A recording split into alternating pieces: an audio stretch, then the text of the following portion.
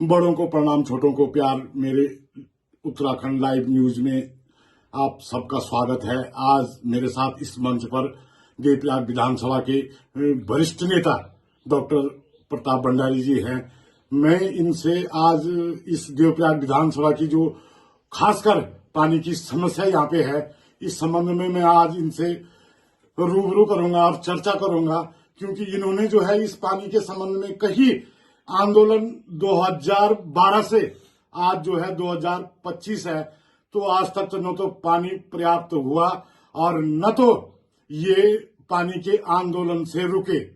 ये 12 से लगातार 2025 तक आज तक भी इस मुद्दे को जो है चाहे प्रशासन तक हो, चाहे उत्तराखंड की सरकार तक हो, चाहे यहाँ के जो विधायक हैं उन तक हो, ये अपनी आवाज को हमेशा इस मुद्दे पर बुलंद रखते हैं। आगे देखते हैं कि गर्मी आने वाली है और जो यहाँ पंपिंग योजना 2021 में स्वीकृत हुई थी, गर्मी आने वाली है तो पानी की बहुत बड़ी समस्या होगी पूरे देवप्रयाग विधानसभा में। और खासकर जिस क्षेत्र में हम अभी, मेरा मंच है, मेरा स्टूडियो है, हम वहां पे बैठे हुए हैं, यहाँ पे तो बहुत ही ज्यादा पानी की समस्या है। तो भंडारी जी, आपका तो बहुत स्वागत है हमारे मंच पर। बहुत धन्यवाद सर, आपका जो है आपने मुझे आज अपने इस प्लेटफॉर्म के माध्यम से ये अवसर दिया है। जी। तो सबसे पहले तो मैं आपका बहुत बहुत धन्यवाद करता हूँ। धन्यवाद सर, धन्यवाद। ये गुजारिश करूंगा आज कि जो गर्मी आने वाली है, मैंने अपने दर्शकों को पहले भी बताया था कि जैसे ही गर्मी आती है पूरे देवप्रयाग विधानसभा में और खासकर चौरास पट्टी में पानी की जो है बहुत बड़ी समस्या हो जाती है। इसके लिए आपने तो कई आंदोलन चलाए हैं, मैंने अभी बताया अपने दर्शकों को।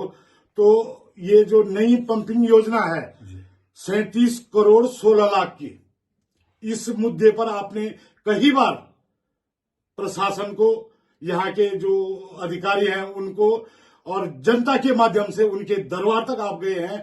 इस संबंध में आप क्या बोलना चाहते हैं? जी।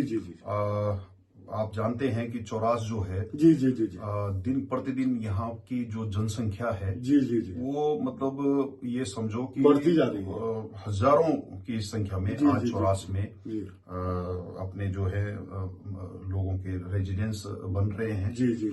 और आप अगर आज मैं कहूँ तो पिछले जो है लगभग मैं समझता हूँ 2020 मतलब इसमें समझो 2012 से तो पानी के लिए तो हम लगातार इस पर धरना प्रदर्शन करते रहे हैं, आंदोलन करते रहे हैं। लेकिन यहाँ पर जो है कम से कम मैं समझता हूँ यहाँ पे 1000 परिवार मिनिमम इस पर कह सकता हूँ मैं कि 1000 परिवार एक साल में बढ़ जाते हैं। तो अब ये है कि पानी की जो समस्या है वो बहुत ज्वलंत समस्या हमारे क्षेत्र की है। विगत समय आप जानते हैं कि जब यहाँ पर पेयजल की बहुत ज्यादा समस्या थी, तो यहाँ पर जो है ये कोटेश्वर सिल्कखाल पेयजल पंपिंग योजना के नाम से पेयजल पंपिंग योजना बनी। और उस पर भी काफी काम हुआ है। लेकिन क्या है जो कि मूल काम है वो तो अभी लटका हुआ है सर। नहीं, लेकिन कोटेश्वर सिल्कखाल पेयजल पंपिंग योजना में उसकी बात कर रहा हूँ जो यहाँ पर 2000 लगभग 2006-07 के बाद बनी जो उस पेयजल पंपिंग योजना की बात कर रहा हूं। तो उसमें क्या था कि ये कोटेश्वर सिल्कखाल पेयजल पंपिंग योजना जो थी वो जो है यहाँ से लेकर और कड़कोट पट्टी के जो गांव है उनको पेयजल की उससे उपलब्धता होनी थी। लेकिन क्या है कि उस पेयजल पंपिंग योजना से चौरास क्षेत्र को ही पानी नहीं मिल पाया। तो फिर क्या हुआ कि वहां के लिए जो है अलग से पेयजल पंपिंग योजना बनी और कोटेश्वर सिल्कखाल पेयजल पंपिंग योजना जो है वो उसने चौरास क्षेत्र के लिए अलग से काम करना शुरू किया। लेकिन हुआ ये कि उससे भी पानी पर्याप्त नहीं हो पाया, चाहे कड़कोट क्षेत्र हो, चाहे आपका रुद्रप्रयाग जिला हो, चाहे आपका चमोली जिला हो, इवन की आपका टेहरी से भी यहाँ पर बहुत सारे परिवार ऐसे हैं, घनसाली से, टेहरी से, तमाम मतलब यहाँ पे जो है। और ये यहाँ पर लोगों का जो है लगातार दिन प्रतिदिन बढ़ने का जो सिलसिला है वो इसलिए है क्योंकि एक तो गढ़वाल विश्वविद्यालय का सेंटर है, चौरास कैंपस है। यहाँ पर जो है हमारे जो स्कूलिंग है वो बहुत अच्छे स्कूल है। तो भाई आज जो है कोई भी परिवार है तो सबका एक मकसद है कि बच्चे किसी तरह से अच्छी पढ़ाई कर ले, तो उसके लिए यहाँ पर लोग अपने जो है आते हैं और अपना जो है घर बना रहे हैं। तो अब मैं ये दिन प्रतिदिन जो जनसंख्या बढ़ रही है उसको देखते हुए यहाँ पर जो है हमारी कोटेश्वर सिल्क खाल पेयजल पंपिंग योजना जो काम कर रही थी उसके साथ में जोड़ के एक पुनर्गठित पेयजल पंपिंग योजना का जो हमारी वर्तमान में सरकार है और पूर्व में भी जो सरकार रही है भारतीय जनता पार्टी की, उनके द्वारा यहाँ पर इसका थोड़ा सा विस्तार करने का प्रयास किया गया, जो कि सराहनीय है, जिसकी मैं आपके चैनल के माध्यम से बहुत उसकी प्रशंसा करता हूँ। लेकिन इस बात का बड़ा कष्ट है कि उस पेयजल पंपिंग योजना को जो है हमारे जनता को समर्पित जो हो जाना चाहिए था वो आज तक नहीं हुआ। मार्च 2024 में उससे चौरास क्षेत्र की जनता को पेयजल उपलब्ध हो जाना चाहिए था, जो आज तक नहीं हो पाया, जो कि आज तक नहीं हो पाया। आप जानते हैं कि आपके माध्यम से मैं कहना चाहूंगा हमारे माननीय विधायक जी जो है क्षेत्रीय विधायक जो है देवप्रयाग के, वो जगह जगह इस बात को कहते आते हैं कि भाई जो है कि मैं जो है समय पर उस पेयजल पंपिंग योजना का पानी पिलाऊंगा, और माननीय विधायक जी बहुत बड़ी बड़ी बातें करते हैं। लेकिन मैं इतना जरूर कहना चाहूंगा कि भाई ऐसा है, जनता को ये कह के आपने उनको ये कहा भाई 2021 में माननीय मुख्यमंत्री पुष्कर सिंह धामी जी ने इस पेयजल पंपिंग योजना का शिलान्यास किया था, ठीक है ना।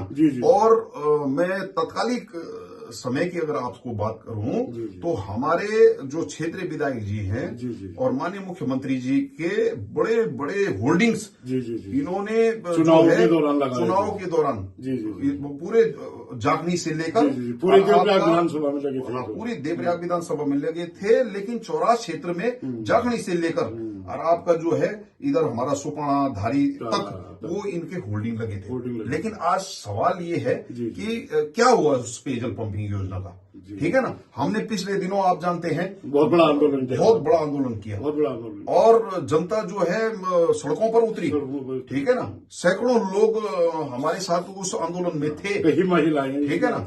और इस पेयजल पंपिंग योजना पे हमने जो है उस समय जब हम लोगों ने आंदोलन किया तो 1 महीने के भीतर जो हमारी जो अभी वर्तमान में जो पेयजल पंपिंग योजना जिससे हम पानी पी रहे हैं उस पेयजल पंपिंग योजना से उस पर तत्काल प्रभाव से जो अधिशासी अभियंता हैं जल संस्थान के, उन्होंने 1 महीने के अंदर उस पर जो है पंप लगवाए। उसके बाद उसमें 1 साल के भीतर 1 करोड़ कुछ रुपए का उसमें 1 करोड़ 33 लाख के उसमें पंप आए, आपके ट्रांसफार्मर आए, तमाम चीजें जो उसके लिए चाहिए थी। आज की डेट में वो पेयजल पंपिंग योजना काम तो कर रही है, लेकिन अब जिस हिसाब से गर्मी का शुभारंभ होने वाला है तो अब फिर जो है चौरास क्षेत्र में पेयजल की बहुत बड़ी किल्लत आने वाली है, ठीक है ना। और यदि हमारी सरकार ने, हमारे माननीय विधायक जी ने और हमारे जो जल निगम है, यदि तय समय पर उस काम को कर दिया गया होता तो आज ये समस्या नहीं आती। और मैं आपको बता दूं स्थिति ये है कि वो हमारे विधायक जी तो भले अभी रिसेंटली मैं उनका भाषण अगर आपको याद दिलाऊं, जो किलकिलेश्वर महादेव मंदिर में भागवत चल रहा था वहां पे आए थे वो, मैंने भी उनकी वीडियो बनाई थी वहां पे। उन्होंने जनता को वहां पे आश्वासन दिया था कि 1 या 1.5 महीने का समय दो मेरे को। मैं आपको बताऊं माननीय विधायक जी, विगत लगभग 1-1.5 वर्ष हो गया जब से हम लोगों ने आंदोलन किया है, तब से जो है चौरास क्षेत्र में यदि उन्होंने 50 मीटिंगें की होंगी तो 50 मीटिंगों में मैं समझता हूं कोई मीटिंग ऐसी नहीं है जहां उन्होंने इस पेयजल पंपिंग योजना को धरातल पर उतारने की बात नहीं की होगी और ये नहीं कहा होगा कि मैं इसको 15 दिन में और 20 दिन में और 15 दिन और 20 दिन में मैं इसको आपको पानी पिला दूंगा, जनता को समर्पित कर दूंगा। भाई माननीय विधायक जी, आपसे हमारा निवेदन है कि भाई आप एक तो कम से कम जो बोलते हैं वो किया करो, जो बोलते हैं आप उस पर अमल भी करना चाहिए आपको। और आप जनता को मूर्ख समझते हैं। आपने अभी किलकलेश्वर महादेव में कहा कि 1 महीने के भीतर मैं इस पेयजल पंपिंग योजना से पानी पिलाऊंगा, ठीक है ना। और मैंने वही आपके साथ जो है 2023 में जब मैंने आंदोलन किया था, तब कहा था मैंने कि 2024 मार्च तक भी यदि पानी पिला देंगे तो मैंने कहा मैं राजनीति छोड़ दूंगा। उस समय मैंने कहा था वहां तहसील में, और आज हम फिर कह रहे हैं कि 2000 मार्च का 2025 खत्म होने वाला है। आप जरा 2000 मार्च खत्म होने वाला है 25 का अपना एस्टिमेट अगर पानी अगर 2 मार्च में अगर आप पिला देंगे फिर हम राजनीति छोड़ देंगे। इतना बड़ा चैलेंज है हमारा आपके लिए, और जनता को आप मूर्ख समझते हो। वो भी आप ऐसी जगह पे जाके जहां पर जो धार्मिक स्थल है वहां पर आप किस उद्देश्य से आ रखे हैं वो उस पर आप कुछ नहीं, उस पर कुछ नहीं बोलना है। आप जो मतलब ऐसी बातें बोलते हो और वो भी धार्मिक स्थल पर इतना बड़ा सफेद झूठ बोलते हो, तो ये जनता के साथ जो है बहुत बड़ा धोखा है। और मैं आपके माध्यम से कहना चाहता हूं कि ये पेयजल पंपिंग योजना आने वाले 6 महीने तक भी चौरास की जनता को पानी नहीं पिला सकती है। अब हमारा ये कहना है कि भाई पानी इस पेयजल पंपिंग योजना से तो हमको मिलने वाला नहीं है। अब जो है जो वर्तमान में जो पेयजल पंपिंग योजना हमारे क्षेत्र में चल रही है इसको सुदृढ़ रखने की जरूरत है, ठीक है ना। और जनता जिससे कि जो आए विगत कई वर्षों से जनता गर्मियों में पेयजल के लिए तरसती है, वो चीज नहीं होनी चाहिए। यहाँ पर जो है जहां जहां हमारे सड़क मार्ग हैं और जिन लोगों के घर सड़कों के आसपास हैं उनको टैंकरों से पानी की व्यवस्था की ये पहले ही व्यवस्था हो जानी चाहिए। क्योंकि होता क्या है बाद में जल संस्थान और जल निगम पानी पिलाने में असमर्थ रहता है और उसके बावजूद लोग। और मैं आपके माध्यम से कहना चाहता हूं कि ये पेयजल पंपिंग योजना आने वाले 6 महीने तक भी चौरास की जनता को पानी नहीं। आपकी चौरास की जो पेयजल योजना है इसकी टेस्टिंग कल हो चुकी है देहरादून में पंपों की।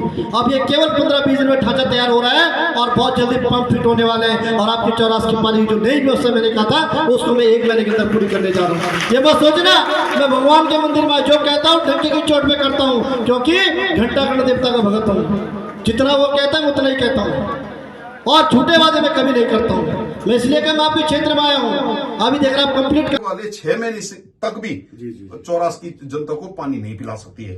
अब हमारा ये कहना है कि भाई पानी इस पेयजल पंपिंग योजना से तो हमको मिलने वाला नहीं है। अब जो है जो वर्तमान में जो पेयजल पंपिंग योजना हमारे क्षेत्र में चल रही है इसको सुदृढ़ रखने की जरूरत है, ठीक है ना। और जनता जिससे कि जो आए विगत कई वर्षों से जनता गर्मियों में पेयजल के लिए तरसती है, वो चीज नहीं होनी चाहिए।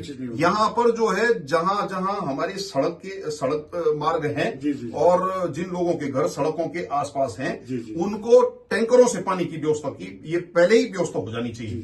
क्योंकि होता क्या है बाद में जल संस्थान और जल निगम पानी पिलाने में असमर्थ रहता है और उसके बावजूद लोग त्राहिमाम रहता है।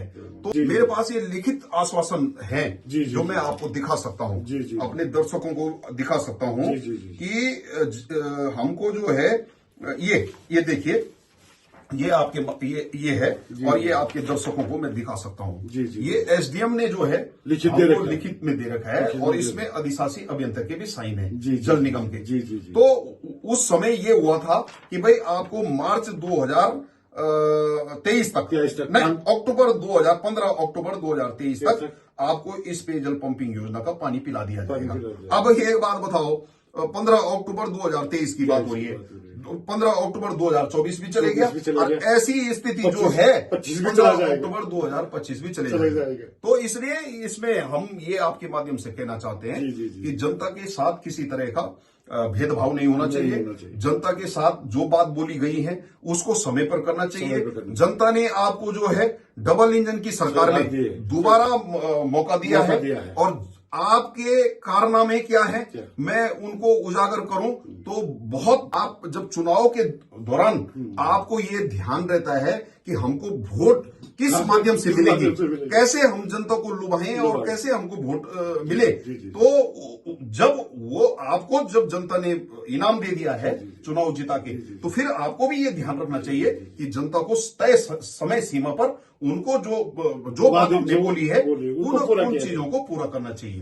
तो मैं आपको बताना चाहता हूं इसी पर कि उस समय हमें याद है 2022 का चुनाव, जगह जगह जो है हमारे माननीय विधायक जी ने उसके जो पाइप होते हैं इसके पानी के पाइप जगह जगह डलवा दिए। इनके जो समर्थक हैं इन्होंने वो उनकी फोटो लेकर के व्हाट्सएप ग्रुप में आपके फेसबुक में कि देखो माननीय विधायक जी ने जो बोला था, और पानी जो है बस ये जैसे ही चुनाव समाप्त हुआ माननीय विधायक जी को एक बार चुनाव जिता दीजिए और उसके बाद आपको पानी मिल जाएगा। 2000 आज आप लगा दीजिए 2022 से लेकर आज 2025 समाप्त होने वाला है। तो ये हालत है पानी की, और अगर इस पर जल्द कार्रवाई नहीं होती है तो पानी नहीं आता है तो आपका अगला कदम क्या होगा? अब हमारा ये है कि देखो सीधी सी बात है, किलकलेश्वर महादेव जी में हमारे माननीय विधायक जी ने कहा है कि भाई 1 महीने के भीतर मैं आपको पानी दूंगा। अगर हमारे माननीय विधायक जी ने किलकलेश्वर महादेव में बोली हुई बात अगर हो जाती है तो ठीक है, हम तो भगवान किलकलेश्वर महादेव से प्रार्थना करेंगे कि भाई ये पेयजल पंपिंग योजना जो है इसी महीने से चौराहा क्षेत्र की जनता को पानी पिला दे और हमारे माननीय विधायक जी का कहा हुआ भी हो जाए। लेकिन अगर नहीं होता है तो माननीय विधायक जी आप तैयार रहिए, आपके खिलाफ बहुत बड़ा आंदोलन प्रताप भंडारी करने जा रहा है। तो मैं इन्हीं शब्दों के साथ आपका बहुत धन्यवाद है। और डॉक्टर प्रताप भंडारी आपका, आप हमारे स्टूडियो में आए और हमारे दर्शकों को खासकर चौराहा क्षेत्र के जो लोग हैं उनको आपने पानी के संबंध में बताया और आगे की रणनीति भी क्या होगी इसके संबंध में भी आपने मेरे दर्शकों को बताया। इसके लिए आपका बहुत बहुत धन्यवाद है। बहुत बहुत धन्यवाद।